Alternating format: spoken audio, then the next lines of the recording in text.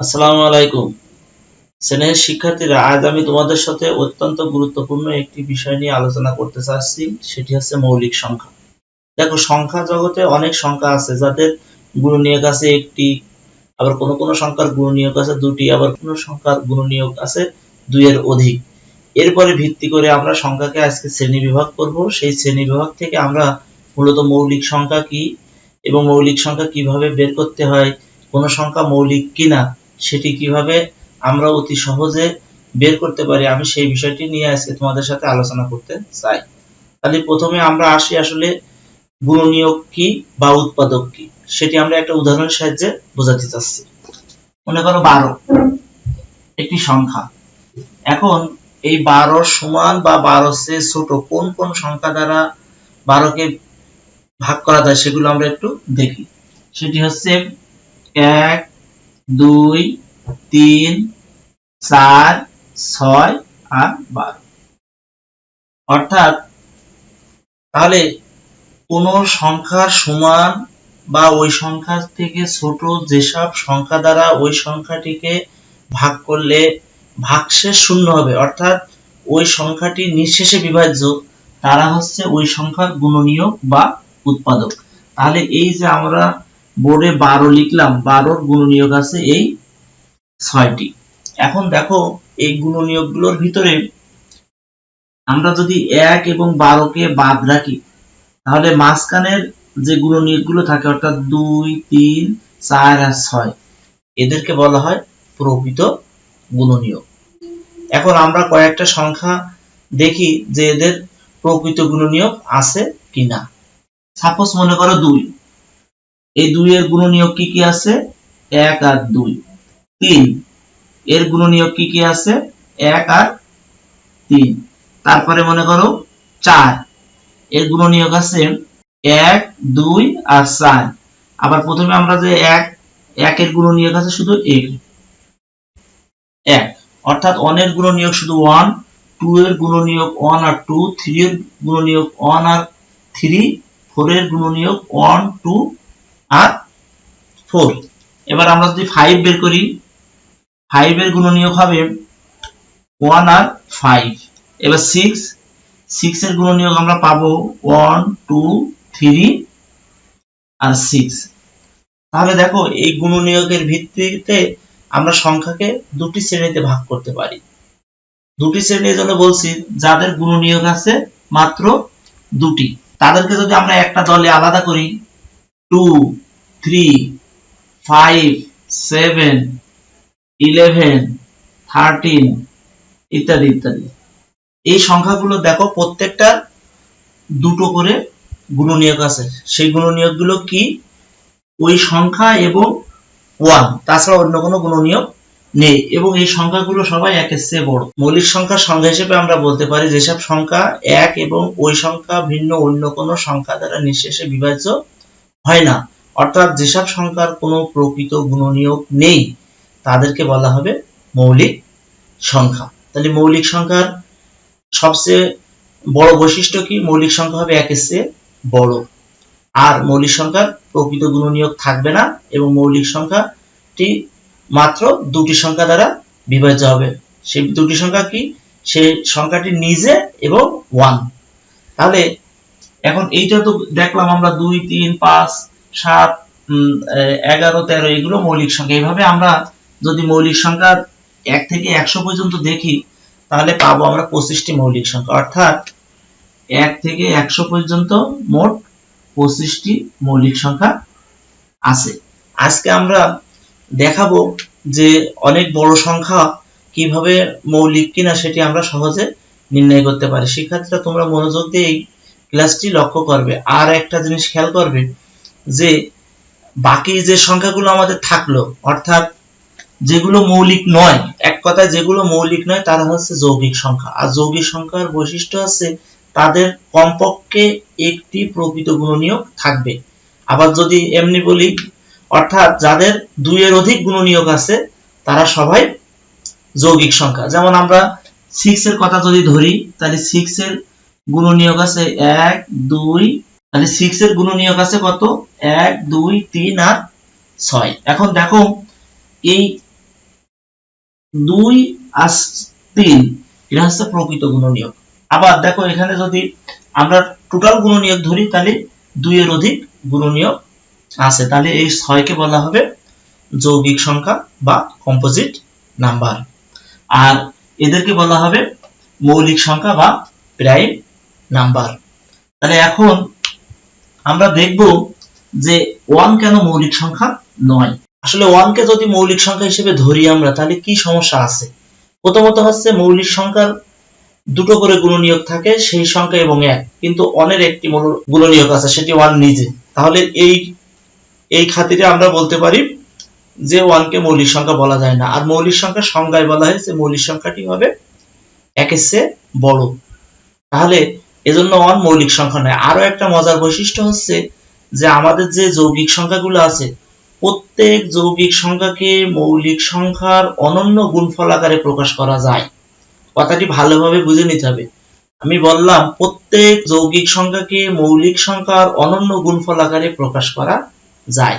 Suppose আমি লিখলাম 20, এই 20 কে আমি লিখতে পারি 2 গুণন 2 গুণন 5, তাহলে একটি অনন্য গুণফল, অর্থাৎ আর কোনো গুণফল পাওয়া যাবে না যা দ্বারা গুণ করলে এই যৌগিক সংখ্যাটি পাওয়া যায়, এবং এরা সবাই কিন্তু 2 2 5 এরা মৌলিক সংখ্যা।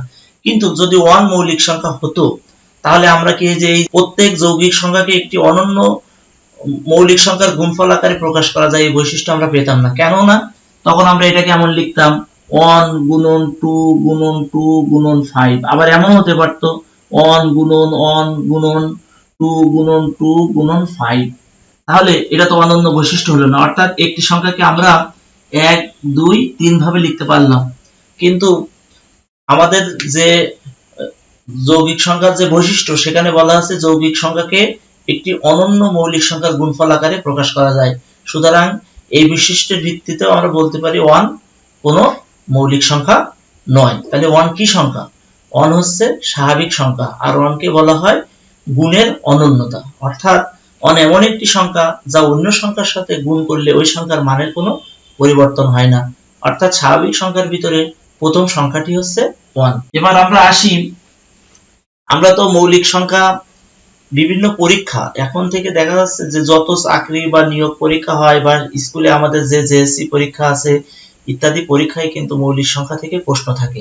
তাই যারা বিভিন্ন নিয়োগ পরীক্ষা বা বিসিএস পরীক্ষা দিবে তাদের জ্ঞাতার্থে আমি বলছি যে মৌলিক সংখ্যা সম্পর্কে একটা বাস্তব ধারণা আমাদের থাকা দরকার। বিশেষ করে 1 থেকে 100 পর্যন্ত সংখ্যার ভিতরে যে 25টি মৌলিক সংখ্যা আছে এই 25টি মৌলিক সংখ্যা আমাদের ঠিকঠাক মতো চিনে রাখতে হবে। কিন্তু সংখ্যাটা যদি অনেক বড় হয় সেই সংখ্যাটা আমরা মৌলিক কিনা সেটি বুঝবো কি করে? সেটি বোঝার জন্য আমি একটি সহজ ফর্মুলা বলছি, এটি দ্বারা সহজে আমরা মৌলিক সংখ্যা চিনতে পারবো। প্রথমত হচ্ছে যে আমরা একটা বড় সংখ্যা নিলাম, সাপোজ আমি মনে করলাম 229, এই সংখ্যাটা মৌলিক কিনা এটি আমি যাচাই করতে চাই। তাহলে আমার প্রথম কাজ হবে এই 229 এর চেয়ে ছোট যেসব মৌলিক সংখ্যা আছে তাদের দ্বারা একে ভাগ করে দেখা যে এটি নিঃশেষে বিভাজ্য হয় কেন। অর্থাৎ মৌলিক সংখ্যা চিনার সূত্র হচ্ছে মৌলিক সংখ্যা দ্বারা ওকে ভাগ করা। এখন এই ভাগ করার সময় আবার তাহলে ছোট বলতে কত রেঞ্জ পর্যন্ত আমরা যাব, সেটা হচ্ছে আমরা 2 থেকে শুরু করে কি এই পর্যন্ত যাব না, আমরা তা যাব না। আমরা এই সংখ্যাটির বর্গমূল মনে মনে নির্ণয় করব। তাহলে এই সংখ্যার বর্গমূল 229, অর্থাৎ যদি 225 হতো তাহলে এর বর্গমূল হতো 15, আর যদি 256 হতো তাহলে এর বর্গমূল হতো 16। অর্থাৎ তাহলে এই 229 এর বর্গমূল হবে 15 বড় আর 16 ছোট। তাহলে এখন আমরা ধরে নিলাম 15 পর্যন্ত থাকতে পারে। যদি 15 পর্যন্ত হয় তাহলে 1 থেকে 15 পর্যন্ত কয়টি মৌলিক সংখ্যা আছে সেটি আমরা দেখব। সেটি হচ্ছে কত? 2 3 5 7 11 আর 13। শিক্ষার্থীরা খেয়াল করো, তাহলে আমরা এই মৌলিক সংখ্যাগুলো দ্বারা এটা চেক করব। কিন্তু প্রথমে আসি আমরা 2 এর কথা। 2 একমাত্র জোড় মৌলিক সংখ্যা, আর যেহেতু দুই জোড় সংখ্যা, তাহলে দুই দ্বারা কাউকে ভাগ করার কোনো প্রয়োজন নেই, কারণ সমস্ত মৌলিক সংখ্যা হচ্ছে বিজোড় সংখ্যা। তাহলে বিজোড় সংখ্যাকে জোড় সংখ্যা দ্বারা ভাগ করলে তো ভাগশেষ শূন্য হওয়ার কোনো প্রশ্নই আসে না, তাহলে দুই বাতিল হয়ে গেল। এবার আসি আমরা 3 দ্বারা এটিকে টেস্ট করতে চাই। আমি 3 দ্বারা টেস্ট করতে চাইলে 3 দ্বারা ভাগের নিয়ম কি? শিক্ষার্থীরা তোমরা নিশ্চয়ই জানো 3 দ্বারা ভাগের নিয়ম হচ্ছে এই সংখ্যাগুলো যোগ করতে হবে। তার মানে কত? 9 আর 2 11, 12 13। আমরা একটা উদাহরণ দিই। মনে করো 225। এই সংখ্যাটা 3 দ্বারা বিভাজ্য কিনা সেটি যাচাই করার জন্য আমরা কি করব? এই সংখ্যার অঙ্কগুলো সব যোগ করব। 5 আর 2 7 আর 2 9, অর্থাৎ এই সংখ্যার অঙ্কগুলো যোগফল 9, যেটি 3 দ্বারা বিভাজ্য। অর্থাৎ এই 225 3 দ্বারা বিভাজ্য। তাহলে 3 দ্বারা বিভাজ্যতার সূত্রটি আমরা শিখে ফেললাম। সংখ্যার অঙ্কগুলো যোগফল 3 দ্বারা বিভাজ্য হলে মূল সংখ্যাটি 3 দ্বারা বিভাজ্য হয়। তাহলে আমরা প্রথমে 2 দ্বারা টেস্ট করব না, কারণ এটি মৌলিক সংখ্যা, সব মৌলিক সংখ্যা হবে বিজোড়। এবার 3 দ্বারা হিসাব করে দেখি আমরা। এটা হলো 9 আর 2 11, 12 13। তাহলে আমি 13 3 দ্বারা বিভাজ্য 9, অর্থাৎ 229 3 দ্বারা বিভাজ্য 9, তাহলে 229 মৌলিক সংখ্যা হওয়ার সম্ভাবনা আছে। তাহলে আমরা 3। এবার 5 এর বিষয়টা বলি। যেসব সংখ্যার ডাইনের অর্থাৎ একক স্থানীয় অঙ্ক 0 এবং 5, শুধুমাত্র সেই সব সংখ্যা 5 দ্বারা বিভাজ্য।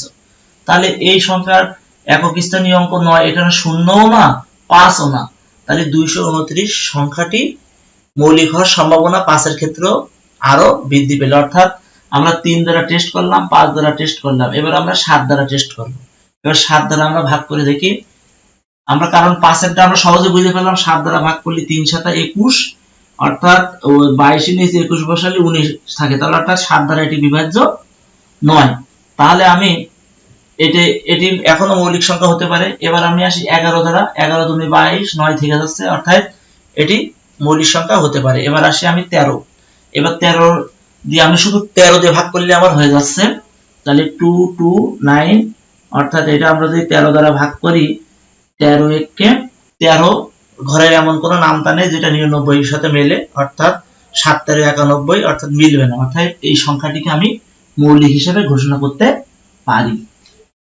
শিক্ষার্থীরা তোমরা সহজেই বুঝতে পারছো, অনেক বড় বড় সংখ্যা কিন্তু আমরা এইভাবে মৌলিক কিনা সেটি সহজে যাচাই করতে পারবো। নিশ্চয়ই তোমরা বুঝতে পেরেছো যে এটা 229 সংখ্যাটি মৌলিক সংখ্যা।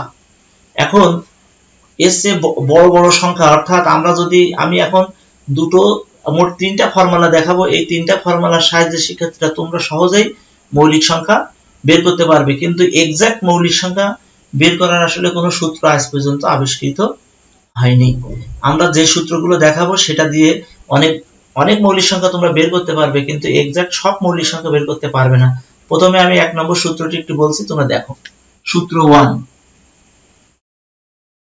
সূত্র 1, এখানে n সমান আমরা পাবো, n দ্বারা আমি মৌলিক সংখ্যাকে বোঝাচ্ছি n square minus n plus 41, অর্থাৎ n এর মান আমি যদি এখানে 1 বসাই, তাহলে দেখো আমি একটি মৌলিক সংখ্যা পাই। n সমান 1 হলে কত পাই দেখো। n সমান 1 হলে আমরা পাই এই যে 1 স্কয়ার মাইনাস 1 প্লাস 41, অর্থাৎ এটা আমি পাই 41। তাহলে 41 একটি মৌলিক সংখ্যা। এখন দেখো n সমান যদি 2 হয়, 2 হলে আমরা কি পাবো? 2 স্কয়ার মাইনাস 2 প্লাস 41, তাহলে এটা পাই আমি 41 আর এই 2 43। এটিও একটি মৌলিক সংখ্যা। আবার এভাবে তোমরা 1 থেকে n এর মান 1 থেকে 40 পর্যন্ত বসাইয়ে দেখতে পারো, সবগুলোই মৌলিক সংখ্যা পাবে। কিন্তু 40 এর পরে যদি তুমি এই ফর্মুলা প্রয়োগ করো, তাহলে সেটা আর মৌলিক সংখ্যা কিন্তু হবে না। অর্থাৎ এই সূত্রের কিছু লিমিটেশন আছে। লিমিটেশন থাকলেও কিন্তু আমরা অনেক সংখ্যা বের করতে পারবো, যে 1 থেকে শুরু করে 40, অর্থাৎ অনেক মৌলিক সংখ্যা কিন্তু আমরা এই ফর্মুলার সাহায্যে বের করতে পারবো। সেটা যদি আমরা এভাবে দিই, দেখো n সমান আমাদের যদি 40 হয়, তাহলে কত হয় দেখো। n সমান 40 হলে এই 40 স্কয়ার মাইনাস 40 প্লাস 41, তাহলে এটা কত আছে? 4 4 16, অর্থাৎ 1600 মাইনাস 40 প্লাস তাহলে আমার এটা হয় 1601। তাহলে এটি একটি মৌলিক সংখ্যা। অর্থাৎ তোমরা একটা বড় মৌলিক সংখ্যা কিন্তু এইভাবে পেয়ে গেলে 1601 এটি একটি মৌলিক সংখ্যা।